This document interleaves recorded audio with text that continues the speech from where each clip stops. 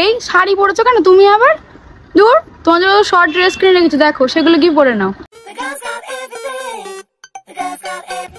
এ কি বেব, তাড়াতাড়ি ঘুম থেকে উঠে পড়লে? আমি তো 12টার আগে বিছনায় ছাড়ি না। যাও একটু ঘুমাও গিয়ে, এই আজকে আমার তাড়াতাড়ি ঘুম ভেঙে গেছে। যাও ঘুমিয়ে পড়ো, সবাই 11টা বাজে, সেই 12টায় উঠবে। ছেড়ে দাও তো, আজকে আমার রান্না বান্না করার ইচ্ছে নেই, বাইরে থেকে খাওয়ার অর্ডার করে নেবো, বুঝলি তো?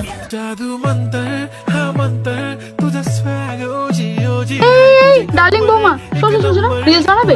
আরে আসো না, ধের ঘরের কাজ করে আসো তো রিলস বানিয়ে দুজন মিলে। আমার কাছে আমার একটাই রিকোয়েস্ট, নিশ্চয়ই আমাকে দেখে বুঝতে পারো আমি কতটা ইয়াং।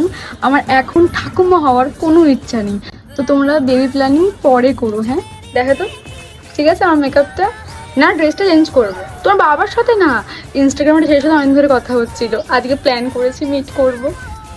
আর একটা কথা তোমাকে বলে রাখি, এই পাড়ার মধ্যে অনেকই ফালতু মানুষজন থাকে, জাস্ট ইগনোর দেম।